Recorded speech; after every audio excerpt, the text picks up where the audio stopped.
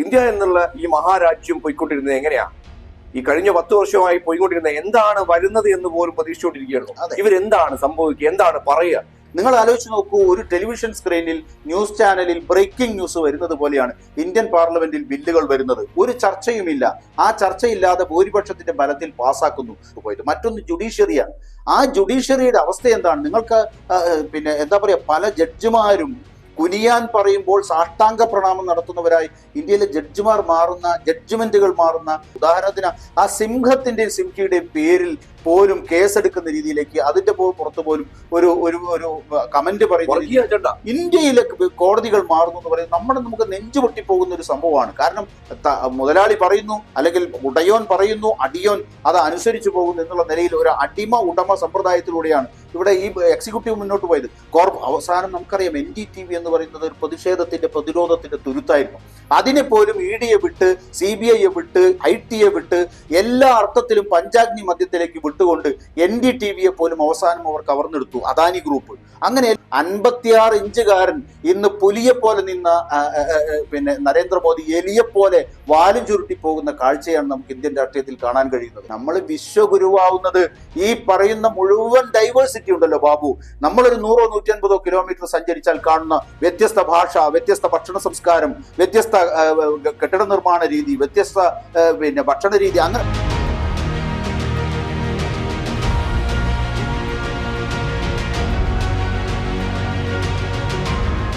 നമസ്കാരം. ഇന്ത്യ സഖ്യത്തിന് 200 സീറ്റ് ആയപ്പോൾ തന്നെ മിക്കവാറും മറ്റുള്ള കക്ഷികളെ കൂടെ കൂട്ടി ഒരു സർക്കാർ രൂപീകരിക്കുമെന്ന് പല ആളുകളും വിചാരിച്ചിട്ടുണ്ടാവും. അതായത് മോദി തരംഗം വീഴുന്നു, ഇന്ത്യ സഖ്യത്തിന്റെ പുതിയ സർക്കാർ നിലവിൽ വരുന്നു എന്നുള്ള രീതിയിലേക്ക് പല ലെവലിലും ആഗ്രഹിച്ചിട്ടുണ്ടാവും.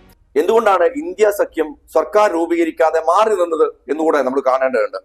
വിനോദ, താങ്കളുടെ ഒരു കാഴ്ചപ്പാടില് എന്തുകൊണ്ടാണ് ഇന്ത്യ സഖ്യം സർക്കാർ രൂപീകരിക്കാതെ മാറി നിന്നത്? മോദി മാറട്ടെ എന്ന് വിചാരിച്ചിട്ടാണ് നരേന്ദ്രമോദിക്ക് ഭരിക്കാൻ. കാരണം അദ്ദേഹത്തിന്റെ ആഗ്രഹം എന്താ വെച്ചാൽ, ജവഹർലാൽ നെഹ്റുവിനേക്കാൾ കൂടുതൽ കാലം ഭരിച്ച ഒരു പ്രധാനമന്ത്രി എന്ന ഒരു ഖ്യാതി അദ്ദേഹത്തിന് കിട്ടണം എന്ന് ആഗ്രഹമുണ്ടാവും. അത് നടന്നോട്ടെ എന്ന് കരുതിയിട്ടാവും. ഞാൻ തമാശയ്ക്ക് പറഞ്ഞതാണ്. എന്തായാലും 3ാമത്തെ ടേം അധികാരത്തിലേക്ക് വരാൻ പോകുന്നു നരേന്ദ്രമോദി എന്ന ചിത്രമാണല്ലോ നമ്മുടെ മുമ്പിലുള്ളത്. എന്നാൽ ഇതിന് അൽപായുസാണ് എന്നാണ് എനിക്ക് തോന്നുന്നത്. താങ്കളുടെ കാഴ്ചപ്പാടിൽ ഏകദേശം എത്ര സമയം ഇപ്പോ മോദി ഗ്യാരണ്ടി എന്ന് പറഞ്ഞ് നിന്ന ഈ ഇദ്ദേഹത്തിന് പോലും ഇനി മോദി ഗ്യാരണ്ടി എന്ന് പറയാൻ കഴിയില്ല, BJP ഗ്യാരണ്ടി എന്ന് പറയാൻ പറ്റില്ല. അതായത് ഇത് എല്ലാവരും കൂട്ട് മന്ത്രിസഭയാണ്. അപ്പോൾ പലരെയും എടുത്തു പറയേണ്ടി വരും. പലരെയും ഇപ്പൊ പോസ്റ്റിലടക്കം വെറും മോദി മാത്രം ഒതുങ്ങി നിന്ന സ്ഥലത്ത് പോയി ഇനി പല ആളുകളും കയറും. അപ്പം ഞാൻ പറയുന്നത്, എത്ര കാലം ഏകദേശം ഈ മന്ത്രിസഭ പോവാൻ സാധ്യതയുണ്ട്? ഈ തെരഞ്ഞെടുപ്പ് കഴിഞ്ഞപ്പോൾ എന്റെ മനസ്സിൽ തോന്നിയത് സന്തോഷമല്ല, എന്റെ മനസ്സിൽ തോന്നിയത് ഒരു ആശ്വാസമാണ്. എന്താണ് ആ ആശ്വാസം എന്ന് ചോദിച്ചാൽ, നമ്മളൊക്കെ നമ്മുടെ ആയുസ്സുള്ള കാലം മുഴുവൻ നമ്മൾ ഇന്ത്യ എന്ന് പറയുന്ന ഒരു സങ്കല്പത്തെ കുറിച്ച് നമ്മുടെ മനസ്സിൽ ഒരു ചിത്രമുണ്ട്. ആ ചിത്രം ഇല്ലാതായി പോകുമോ എന്ന ഒരു ആശങ്കയായിരുന്നു ഈ തെരഞ്ഞെടുപ്പിൽ ഉടനീളം. താങ്കൾ മാത്രമല്ല, മിക്കവാറും ഇന്ത്യയിലെ ഈ പറയുന്ന മതനിരപേക്ഷ ജനാധിപത്യമുള്ള എല്ലാവരെയും, ബുദ്ധി പലതരത്തിലാവുമല്ലോ, മതനിരപേക്ഷ ജനാധിപത്യ ബോധമുള്ള ആളുകളെ സംബന്ധിച്ചിടത്തോളം ഈ ആശങ്കയാണ് അവരുടെ ഉറക്കം കെടുത്തിയിരുന്നത്, അവരെ അലട്ടിയിരുന്നത്. അങ്ങനെയൊരു ഇന്ത്യയെ കുറിച്ച് നമുക്ക് ചിന്തിക്കാൻ കഴിയില്ലല്ലോ എന്ന ഒരു തോന്നലായിരുന്നു ഇന്ത്യ പോയിക്കൊണ്ടിരുന്നത്. അതുകൊണ്ടാണ് ഞാൻ പറഞ്ഞത്, എനിക്ക് തോന്നിയ ആശ്വാസം. ഞാൻ ഇടപെടുന്നു. അതായത് ഇന്ത്യ എന്നുള്ള ഈ മഹാരാജ്യം പോയിക്കൊണ്ടിരുന്നത് എങ്ങനെയാ? ഈ കഴിഞ്ഞ 10 വർഷമായി പോയിക്കൊണ്ടിരുന്നത് എന്താണ് വരുന്നത് എന്ന് പോലും പ്രതീക്ഷിച്ചുകൊണ്ടിരിക്കുകയായിരുന്നു. ഇവരെന്താണ് സംഭവിക്കുക, എന്താണ് പറയുക? CAA നടപ്പിലാക്കാൻ വേണ്ടി പറയുന്നു, അതിനപ്പുറം NRC നടപ്പിലാക്കാൻ വേണ്ടി പറയുന്നു, അതിനപ്പുറത്തേക്ക് പല ആളുകളും ഇവിടുന്ന് പുറത്തു പോകുന്നു, വിവാദമുണ്ടാക്കുന്നു, പ്രശ്നങ്ങളാണല്ലോ. നമ്മൾ ഒരു സ്റ്റേറ്റ് എന്നുള്ള നിലയ്ക്ക് എടുക്കുമ്പോൾ അതിന്റെ ഒരു ഘടനയുണ്ട്, അതിന്റെ സംവിധാനങ്ങളുണ്ട്, അത് പ്രവർത്തിക്കുന്ന രീതിയുണ്ട്, അത് മുമ്പ് സ്വീകരിച്ച കീഴ്വഴക്കങ്ങളുണ്ട്. ഇതിനെ എല്ലാം തച്ചു തകർത്തുകൊണ്ട് നിങ്ങൾ ആലോചിച്ച് നോക്കൂ, നമ്മുടെ 3 സ്തംഭങ്ങൾ, ഇന്ത്യൻ ഭരണ സംവിധാനം മുന്നോട്ട് പോകുന്ന ഇന്ത്യൻ ഭരണഘടനയുടെ അടിസ്ഥാനത്തിൽ കെട്ടിപ്പടുക്കപ്പെട്ട 3 സ്തംഭങ്ങളുണ്ട്. ആ 3 സ്തംഭങ്ങളും തകർക്കപ്പെട്ടു എന്നുള്ളതാണ്. പാർലമെന്റിൽ ചർച്ചയില്ല. നിങ്ങൾ ആലോചിച്ച് നോക്കൂ, ഒരു ടെലിവിഷൻ സ്ക്രീനിൽ ന്യൂസ് ചാനലിൽ ബ്രേക്കിംഗ് ന്യൂസ് വരുന്നത് പോലെയാണ് ഇന്ത്യൻ പാർലമെന്റിൽ ബില്ലുകൾ വരുന്നത്. ഒരു ചർച്ചയുമില്ല. ആ ചർച്ചയില്ലാതെ ഭൂരിപക്ഷത്തിന്റെ ബലത്തിൽ പാസ്സാക്കുന്നു. പ്രധാനമന്ത്രി പാർലമെന്റിൽ വന്ന് ചർച്ചയ്ക്ക് മറുപടി പറയുന്നില്ല. അദ്ദേഹം പാർലമെന്റ് സന്ദർശിക്കുന്നത് പോലും ഒരു ഒരു ഒരു പിന്നെ എന്താ പറയാ, എപ്പോഴെങ്കിലും വരുന്ന ഒരു തീർത്ഥാടകനെ പോലെ ഇന്ത്യൻ പാർലമെന്റിൽ വരുന്ന ഒരു പ്രധാനമന്ത്രി പ്രതിപക്ഷത്തെ അംഗീകരിക്കുന്നില്ല, അവരെ ബഹുമാനിക്കുന്നില്ല, അവർക്ക് വേണ്ട പരിഗണന കൊടുക്കുന്നില്ല. പാർലമെന്റിന്റെ ആ എസൻസ് ഉണ്ടല്ലോ, പാർലമെന്റിന്റെ സ്പിരിറ്റ്, അത് തകർത്തുകൊണ്ടാണ് ഈ ഗവൺമെന്റ് മുന്നോട്ട് പോയത്. മറ്റൊന്ന് ജുഡീഷ്യറിയാണ്. ആ ജുഡീഷ്യറിയുടെ അവസ്ഥ എന്താണ്? നിങ്ങൾക്ക് പിന്നെ എന്താ പറയാ, പല ജഡ്ജിമാരും കുനിയാൻ പറയുമ്പോൾ സാഷ്ടാംഗ പ്രണാമം നടത്തുന്നവരായി ഇന്ത്യയിലെ ജഡ്ജിമാർ മാറുന്ന, ജഡ്ജ്മെന്റുകൾ മാറുന്ന, ഇന്ത്യയുടെ ഈ ജുഡീഷ്യറിയുടെ അന്തസ്സിനെ പോലും ഉലയ്ക്കുന്ന രീതിയിലുള്ള വിധി പ്രസ്താവങ്ങൾ നമ്മുടെ കോടതിയിൽ നിന്ന് വരുന്ന സാഹചര്യം ഉണ്ടാകും. ഉദാഹരണത്തിന് ആ സിംഹത്തിന്റെയും സിംഹിയുടെയും പേരിൽ പോലും കേസെടുക്കുന്ന രീതിയിലേക്ക്, അതിന്റെ പുറത്ത് പോലും ഒരു ഒരു ഒരു കമന്റ് പറയുന്ന ഇന്ത്യയിലെ കോടതികൾ മാറുന്നു എന്ന് പറയുന്നത് നമുക്ക് നെഞ്ചുപൊട്ടി പോകുന്ന ഒരു സംഭവമാണ്. കാരണം സാധാരണക്കാരനെ സംബന്ധിച്ചിടത്തോളമുള്ള അന്തിമ പ്രതീക്ഷ എന്ന് പറയുന്നത് ആരൊക്കെ സിംഹാസനത്തിൽ ഇരിക്കട്ടെ, ആരൊക്കെ കൊമ്പുകുലുക്കി വരട്ടെ, അവരെയൊക്കെ നിലക്കി നിർത്താൻ ഭരണഘടനയിൽ ഊന്നി നിന്നുകൊണ്ട് ഈ രാജ്യത്തെ പൗരന് അത് വിഭാവനം ചെയ്യുന്ന അവകാശ അധികാരങ്ങൾ കൊടുക്കാൻ കെൽപ്പുള്ള ഒരു ജുഡീഷ്യൽ സംവിധാനം ഈ രാജ്യത്തുണ്ട് എന്നതായിരുന്നു അവസാനത്തെ പൗരന്റെ പ്രതീക്ഷ. അതുപോലും അട്ടിമറിക്കുന്ന രീതിയിലായിരുന്നു നമ്മുടെ ഈ ഗവൺമെന്റ് 10 വർഷക്കാലം മുന്നോട്ട് പോയതല്ലേ.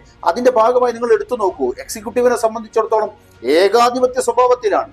ആ ഏകാധിപത്യം സ്വന്തം മന്ത്രിസഭയിലെ ആളുകൾ പോലും ചർച്ച ചെയ്യുന്നില്ല. എക്സിക്യൂട്ടീവ് എന്ന് പറയുന്നത് പിന്നെ വലിയ ഉദ്യോഗസ്ഥന്മാരും അതുപോലെ തന്നെ ക്യാബിനറ്റും എല്ലാം ചേർന്ന് പ്രവർത്തിക്കുന്ന ഈ രാജ്യത്തിന്റെ പിന്നെ സംവിധാനം എങ്ങനെ മുന്നോട്ട് കൊണ്ടുപോകണം എന്നതിനെ സംബന്ധിച്ച് തീരുമാനമെടുക്കുന്ന സഭയാണ്. അവിടെ ഒന്നും ഒരു ചർച്ചയുമില്ല, ഒരു തീരുമാനവുമില്ല.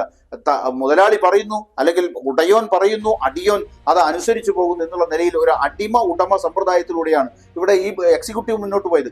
ഞാൻ പറഞ്ഞു വരുന്നത് ഈ 3 ഭരണഘടനാ സ്തംഭങ്ങളെ തകർത്തു എന്ന് മാത്രമല്ല, അദൃശ്യമായി ഒരു സ്തംഭമുണ്ട് എന്ന് പറയുന്ന മാധ്യമങ്ങൾ ഇവിടുത്തെ കോർപ്പറേറ്റുകളുടെ ഉടമസ്ഥതയിലുള്ള ഏതാണ്ട് 100ഓളം ന്യൂസ് ബോക്സുകൾ, ന്യൂസ് കേന്ദ്രങ്ങൾ അടിപൊളിയായി മാറി. ഇന്ത്യയിലെ വാർത്താ ഏജൻസികളെല്ലാം, ഈ പറയുന്ന 100 കണക്കിന് വാർത്താ ഏജൻസികളെല്ലാം ഇന്ത്യയുടെ കോർപ്പറേറ്റുകൾ വിഴുങ്ങുകയും അവസാനം നമുക്കറിയാം NDTV എന്ന് പറയുന്നത് ഒരു പ്രതിഷേധത്തിന്റെ പ്രതിരോധത്തിന്റെ തുരുത്തായിരുന്നു. അതിനെ പോലും ED വിട്ട്, CBI വിട്ട്, IT വിട്ട്, എല്ലാ അർത്ഥത്തിലും പഞ്ചാഗ്നി മധ്യത്തിലേക്ക് വിട്ടുകൊണ്ട് NDTV പോലും അവസാനം അവർ കവർന്നെടുത്തു അദാനി ഗ്രൂപ്പ്. അങ്ങനെ എല്ലാ മാധ്യമങ്ങളെയും തങ്ങളുടെ കയ്യിലാക്കി 4ാമത്തെ സ്തംഭത്തെയും അറബിക്കടലിൽ മുക്കിക്കൊണ്ടാണ് ഈ പറയുന്ന ഗവൺമെന്റ് മുന്നോട്ട് പോയത്. വാഴ്ത്തുപാട്ടുകാരായി ഇന്ത്യയിലെ മുഖ്യധാര മാധ്യമങ്ങളിലെ മാധ്യമപ്രവർത്തകർ മാറി. മാധ്യമപ്രവർത്തകർ അവിടെ നിന്ന് ഇറങ്ങിപ്പോകുന്ന അവസ്ഥയുണ്ടായി. പ്രണോയ് റോയ് ഉൾപ്പെടെ, രവീഷ് കുമാർ ഉൾപ്പെടെ, ബർക്കാദത്ത് ഉൾപ്പെടെ, നിങ്ങൾ എടുത്തു നോക്കൂ, കരൺ താപ്പർ ഉൾപ്പെടെയുള്ള ഇന്ത്യ കണ്ട എക്കാലത്തെയും മികച്ച മാധ്യമപ്രവർത്തകർ തങ്ങൾ പ്രവർത്തിച്ച മാധ്യമ സ്ഥാപനങ്ങളിൽ നിന്ന് പടിയിറങ്ങിപ്പോയി സ്വന്തമായി യൂട്യൂബ് ചാനൽ നടത്തിക്കൊണ്ട് ഈ രാജ്യത്തെ ഈ പോക്കിനെതിരായി പ്രതിരോധം സംഘടിപ്പിക്കുന്ന സാഹചര്യം പോലും ഉണ്ടായി. ഞാൻ പറയുന്നത് ഇന്ത്യയുടെ 3 സ്തംഭങ്ങളെയും അദൃശ്യമായ 4ാം സ്തംഭത്തെയും പോലും തകർത്തുകൊണ്ടാണ് ഈ ഗവൺമെന്റ് മുന്നോട്ട് പോയതെന്ന് കാണാൻ കഴിയും. അതിനുള്ള തിരിച്ചടിയാണ്, നിസ്സാരമായ ഒരു അടിയല്ല. ഞാൻ പറയുമ്പോൾ കേരളത്തിലെ ജനങ്ങളെ ഞാനൊരു മലയാളിയാണ്, പക്ഷേ കേരളത്തിലെ ജനങ്ങൾ കാണിച്ചതിനേക്കാൾ ഔന്നത്യം, ഇവിടുത്തെ വിദ്യാഭ്യാസമുണ്ട് എന്ന് പറയുന്നവർ കാണിച്ചതിനേക്കാൾ രാഷ്ട്രീയ വിവേകം, നിരക്ഷരരാണ്, അവരൊന്നിനും കൊള്ളാത്തവരാണ്, അവര് കുളിക്കാത്തവരാണ് എന്നൊക്കെ ആക്ഷേപിക്കുന്ന വടക്കേ ഇന്ത്യയിലെ പാവപ്പെട്ട കർഷക തൊഴിലാളികൾ, സാധാരണക്കാരായ ആളുകൾ, അവിടുത്തെ ഏറ്റവും അടിത്തട്ടിൽ കഴിയുന്ന ആളുകൾ ഈ രാജ്യത്തെ ഈ പറയുന്ന കൊമ്പ് കുലുക്കി വന്ന ഭരണകൂടത്തോട് കാണിച്ചു. അവരുടെ മുമ്പിൽ നെഞ്ചും പിരിച്ചു നിന്നു.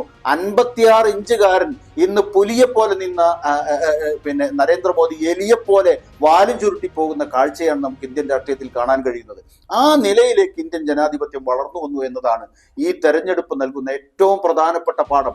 അത് ഇന്ത്യയുടെ ഒരു തിരിച്ചുപിടിക്കലാണ്. അത് ഈ നാടിന്റെ ജനാധിപത്യത്തിന്റെ തിരിച്ചുപിടിക്കലാണ്. ആ നിലയിലേക്ക് നമ്മുടെ നാട് മുന്നോട്ട് പോകുന്നു എന്ന് ലോകത്തിന്റെ മുമ്പിൽ നമുക്ക് കാണാൻ കഴിയുന്ന, നമ്മൾ വിശ്വഗുരുവാവുന്നത് ഈ പറയുന്ന മുഴുവൻ ഡൈവേഴ്സിറ്റി ഉണ്ടല്ലോ ബാബു. നമ്മളൊരു 100-150 കിലോമീറ്റർ സഞ്ചരിച്ചാൽ കാണുന്ന വ്യത്യസ്ത ഭാഷ, വ്യത്യസ്ത ഭക്ഷണ സംസ്കാരം, വ്യത്യസ്ത കെട്ടിട നിർമ്മാണ രീതി, വ്യത്യസ്ത പിന്നെ ഭക്ഷണ രീതി, അങ്ങനെ വസ്ത്രധാരണ രീതി, ഇങ്ങനെ എല്ലാറ്റിലും വൈവിധ്യമുള്ള ഒരു രാജ്യത്തിന്റെ ആ വൈവിധ്യങ്ങളുടെ ഒരു വലിയ സങ്കേതമുണ്ടല്ലോ. അതിനെ ഒരുമിപ്പിച്ച് കൊണ്ടുപോകുന്ന ഒരു ഭംഗിയുണ്ടല്ലോ.